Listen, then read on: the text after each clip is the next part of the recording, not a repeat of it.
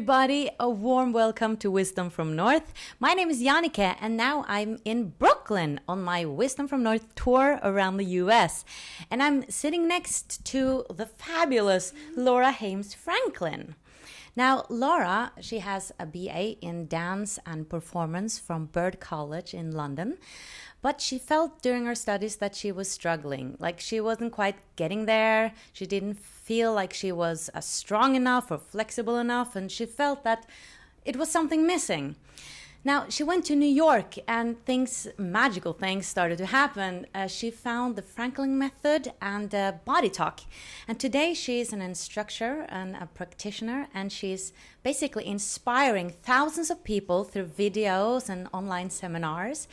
And she helps them get more flow in their lives and to see the connection between body and mind, basically.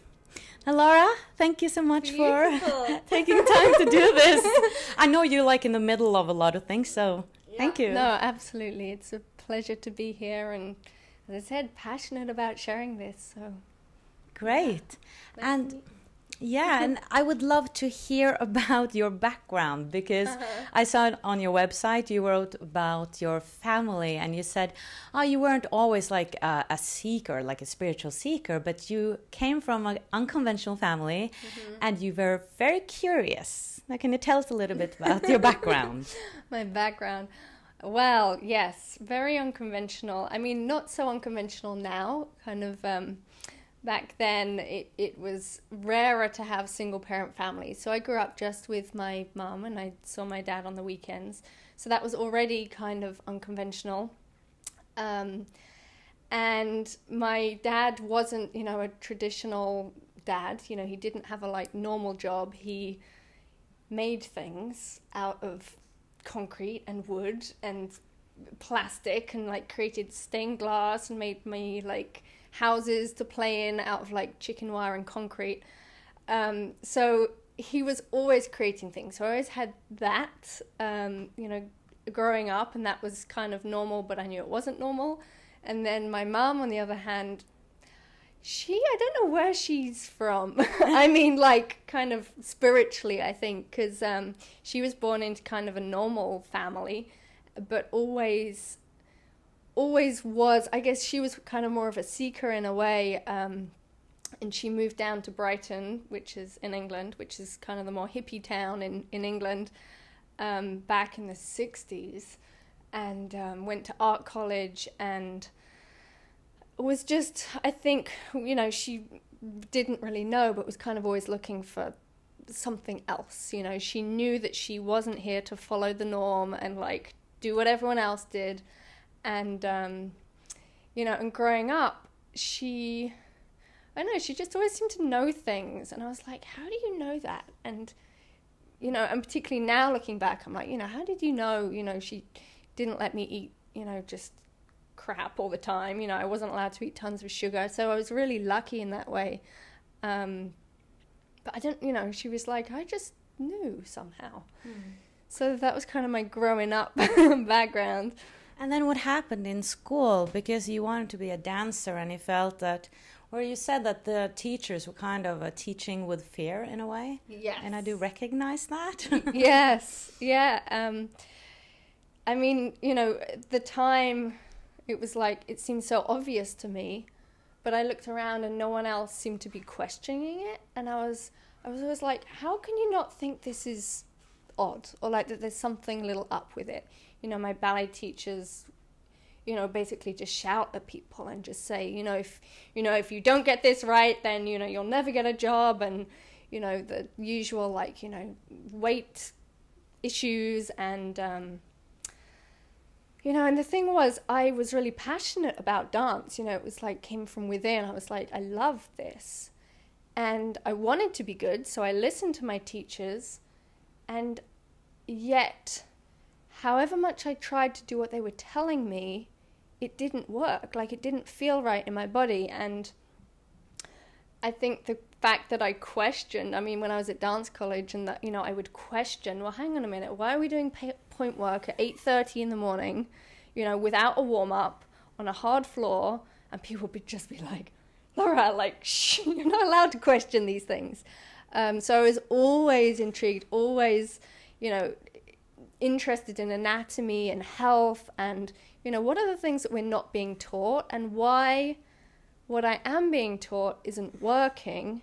And then, you know, I was like, well, either there's something wrong with me, which could be the case, you know, maybe I'm just not supposed to be any good, or maybe there's something a little off in what's being taught and how we're being taught. So yeah, that was kind of my so entrance into that. Yeah, so what happened? I mean, you didn't just accept this, apparently. Nope. Definitely not.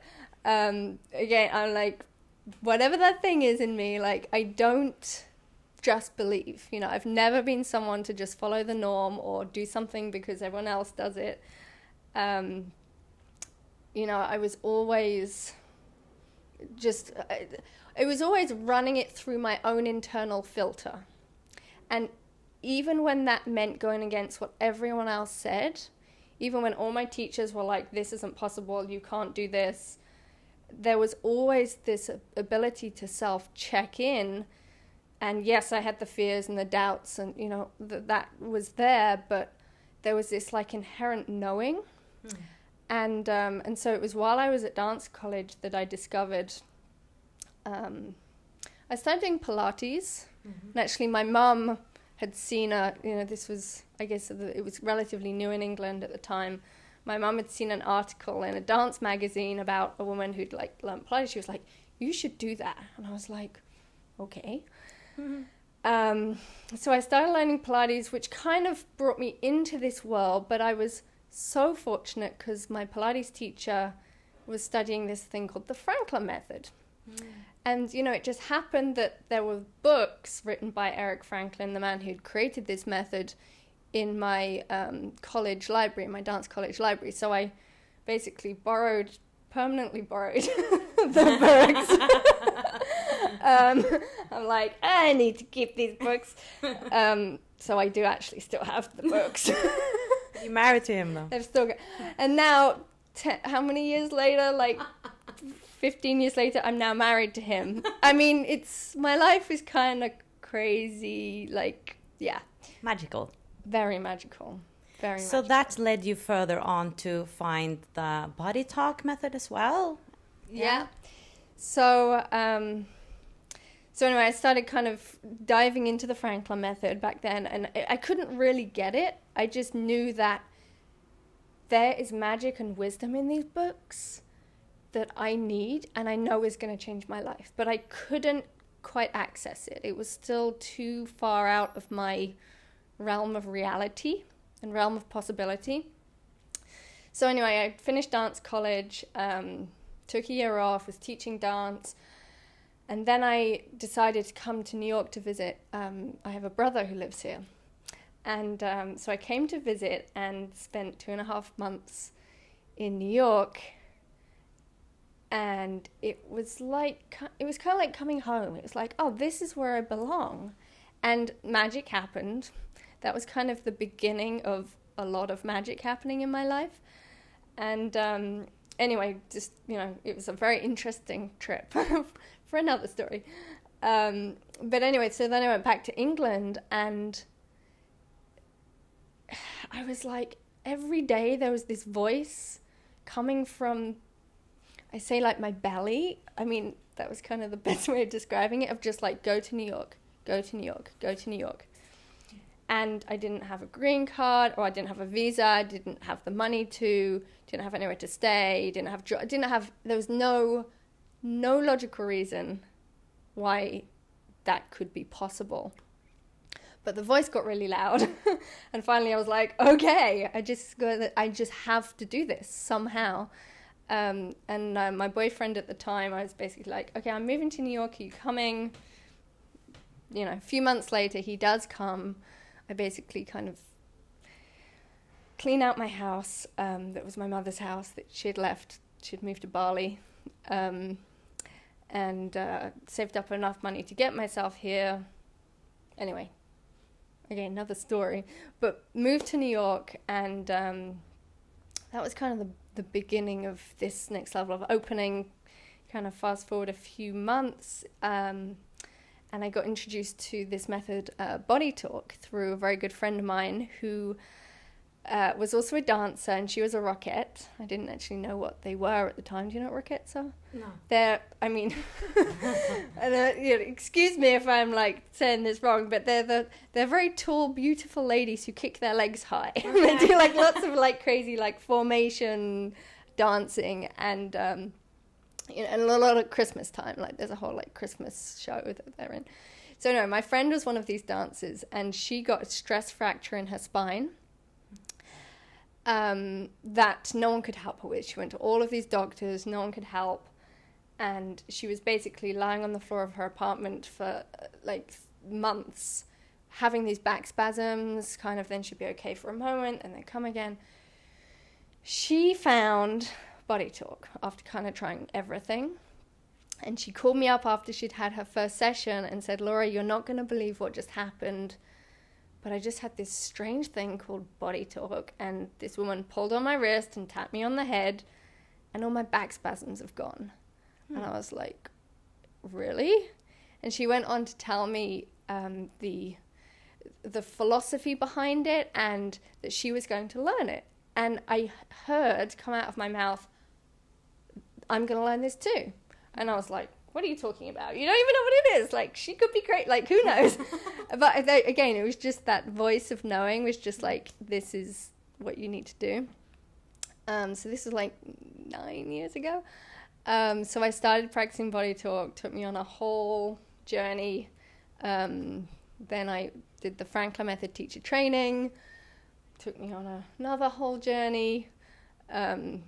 Started studying with this physicist, Nassim Haramein, took me on another whole journey. And it kind of started to really culminate into what is my expression of this. Because I was always like, well, this piece is essential, and this piece is essential, and this piece is essential. But if you don't have the other pieces, you're always kind of missing something. You know, like you can, reconnect the communication within the body, and like these miracles can happen. But if you don't know what your physical body is, and you don't know how to use the mind, you're always going to be limited. And if and vice versa. And then if you don't understand the science of the universe and how everything is coming into creation and how that communication is happening, it was always just like, well, there are these amazing systems, but how do they actually come together? And so I kind of was, trying to tell these men who create these amazing things, like, do you know about this thing? And do you know about this thing? And finally I was like, no, Laura, like, this is your job.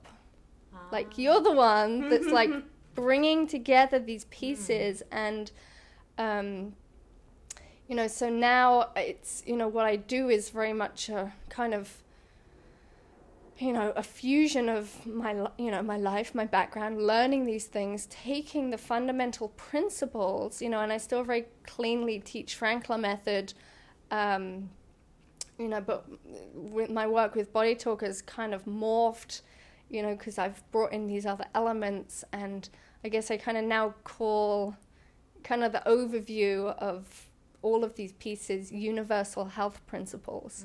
So it's, what are the principles that the universe uses that are universal to all of us, that are these inherent principles, from nature of health.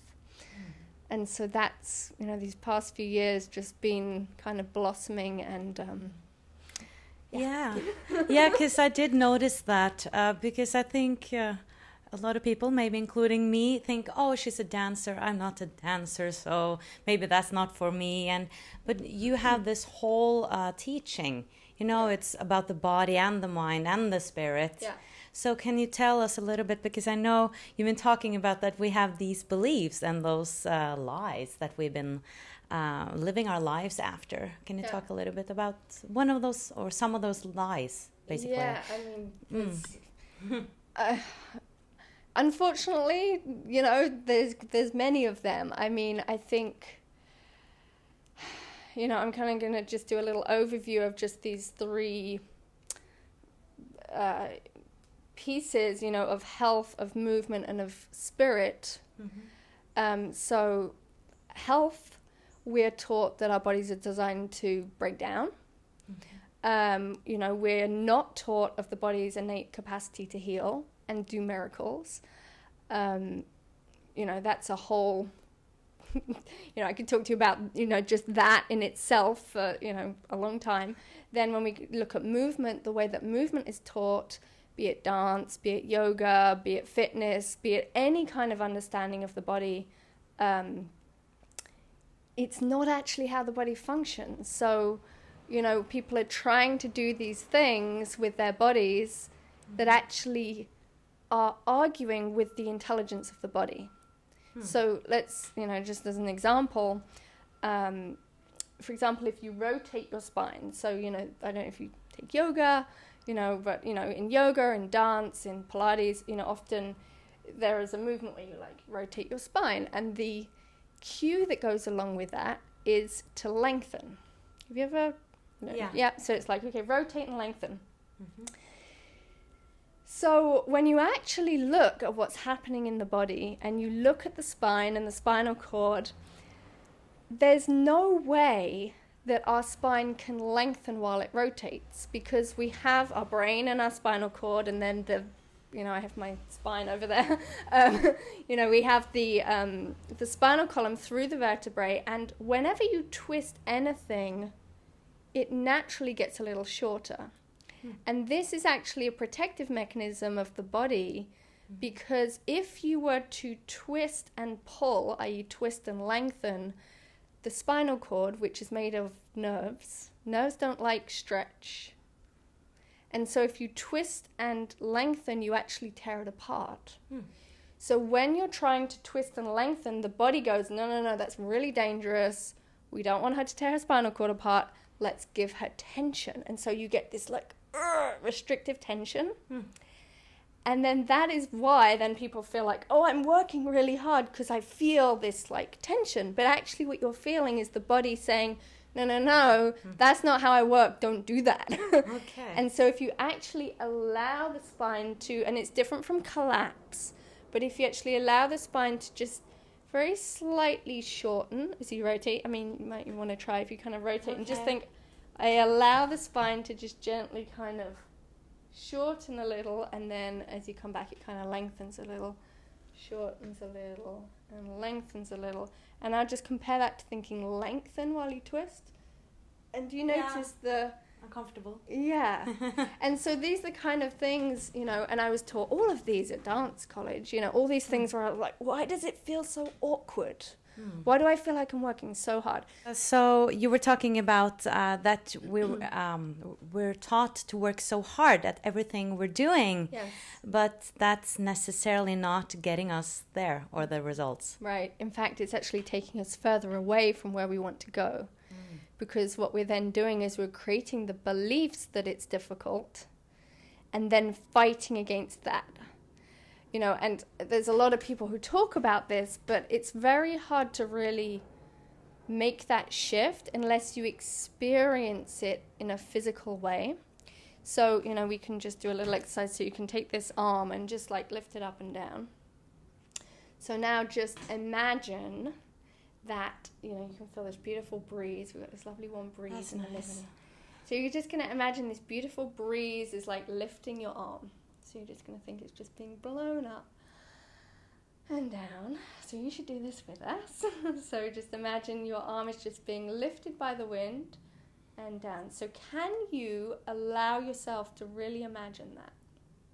Can I really feel the breeze lifting my arm? And can I really feel it lowering it? And let's do that one more time. Just easy. It's just lifting, lifting, lifting, lifting. And then it just floats down. So just notice how that feels. And now let's compare that to imagining your arm is really, really heavy. So if you ever tried to like pick up, you know, a brick or, you know, a bowling ball or something that's really heavy, and just imagine like your arm is heavy like that. It's like made of cement. It's almost like stuck to the ground. Okay, so it's really heavy. So now you're going to lift your arm, but it's really heavy, and just notice how that feels. Feels heavy. feels heavy.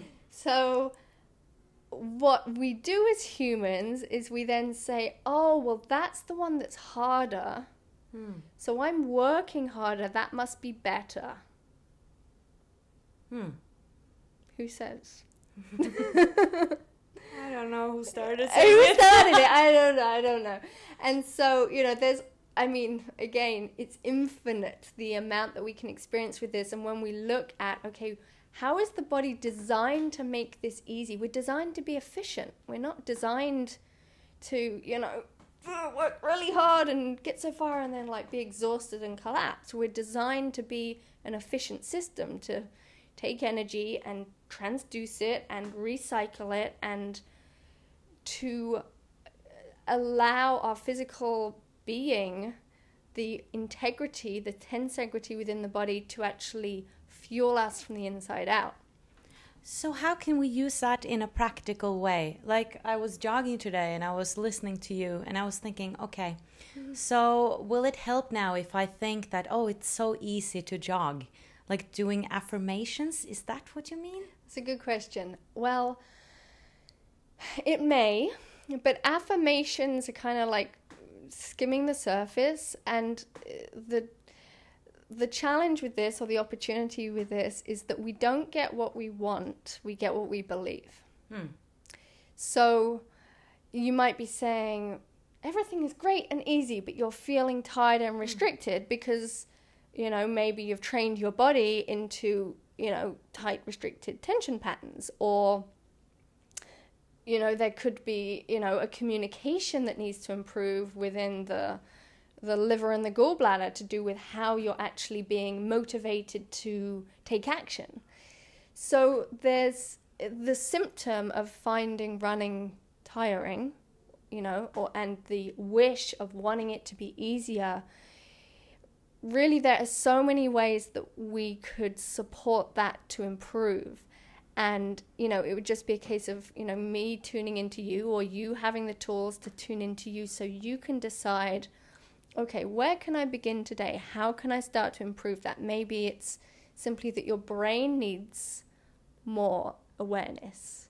Maybe the two hemispheres of the brain need to improve their communication, so your body is able to see the whole picture and be clear on your intention or your vision.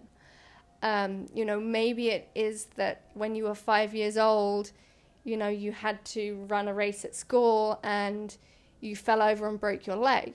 And so every time you run now, there's a memory that's stuck to emotion that's being elicited. So maybe, the body needs to process that. Or maybe, the pelvis isn't able to move fully because you spend, 8 hours a day sat at your desk job. So, how would we bring you into understanding your pelvis? Am I allowing the natural healthy function to occur?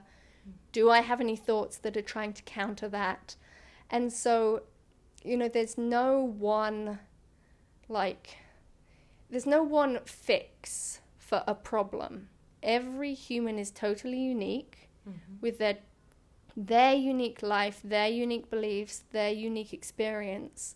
Their body is a map that's totally unique to them. And so how do we access that intelligence combined with the universal truth of you do have hip joints, you do have knees, you do have a spine, and they are designed to function in the same way. So basically there's no oh yes, we'll do this and that will take you there. Right. It's really, that's why this is a much bigger, broader experience and a process of discovering, what am I? What am I? Who am I? What does my pelvis think about me running? What do my knees think? Okay, so kind of connect with your body and be present in your body and listen to it, and then maybe learn the language of your own body. Yes. In a way. Yes. And start communicating in a healthier way. Yes. And it's almost like me trying to explain to you a language that you've never heard before. And so you know, it's such an experience, you know, so maybe I can actually do a little of, you know, a combination of stuff so you can actually experience it a little bit more. Because it's one of those things that, you know, I don't know, like meditation. Can you imagine trying to explain to somebody the experience of meditation? Be like, yeah, well, you just sit there and, you know, you let your mind go quiet, and they're going to be like, what? You know, it's like it's almost impossible to comprehend, which is why all my videos are processes. You know, it's like, try this, experience this, do this, discover this. And then in each one, everyone is going to get their own unique shift or their own unique insight about it that supports their unique path to discovering where they want to be. So that's what Body Talk is about? Or is that the Franklin method, or a combination? This is kind of the combination. And then the just to finish your question a while back about the truths and the lies, the third piece that I was, you know, just mentioned is the piece about the universe and energy, that we're taught that there's an energy crisis, which on one hand there is, and yet we live in a universe that is infinitely full of energy. You know, in a centimeter cubed of space, there's as much energy. Actually, there's more energy than in all the stars in our known galaxy. In the space that we exist in. That's crazy. And so, as humans, for us to shift ourselves and our planet to the place of being able to harness that energy, to shift to a place where we don't think there's an energy crisis anymore, that everything needs to be hard, that there's not enough, that we need to fight each other, that we need to be in fear, that our bodies are designed to break, that, you know, all of these things that we've been, you know, imprinted with, then we can start to feel that sense of infinite. And that is when we are going to be able to harness this, you know, infinite energy that we're existing in on our planet to transform. Wonderful. It's kind of a lot of pieces there kind of coming together. Yeah, I think people should actually just go into your website, and it's coming up a new website now, and see all your videos. And you have like something that's called Laugh TV? Yes. So those are my initials, LAHF. So that kind of just happened when I married Eric. I became Laugh.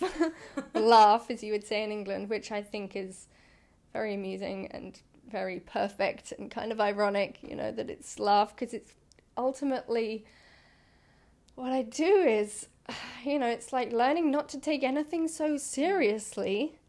And, you know, laughter comes from seeing something that you've been seeing from a certain perspective suddenly from another point of view. And that creates this like, oh, and then it's funny. And then the energy flows again, the love flows, the joy flows, and we realize, oh, who was I kidding, thinking that, you know, this thing was real, or, you know, a problem, or... Yeah, they're really wonderful videos. I've seen some of them, and you answer some questions, and people can... you're communicating a lot with people on Facebook, and try to answer like profound, deep questions. And it's not just about the body; it's a lot about spirituality as well. Yes, so I've been appreciating those. Yeah, I love them, and I love tuning into people specifically. So if you know, I've kind of taken you into the depths here today, because I feel like, you know, this is why your viewers are here listening to this. Yeah, this is a place. You know, but in my videos, you know, they're it's like it's all very, very deep and profound, but very light and simple. So, you know, my joy is finding the synthesis and you know, that place of, you know, what is it that this person needs, and it's beautiful. So yeah, you should definitely check them out, and definitely do my Laugh Challenge. Because interesting. Yeah, the 5-day Laugh Challenge, and you can win a session with me if you participate in that and share that. Thank you for watching, guys, and much light from Brooklyn. Yeah, so much love and light. Thank you. Bye. Bye.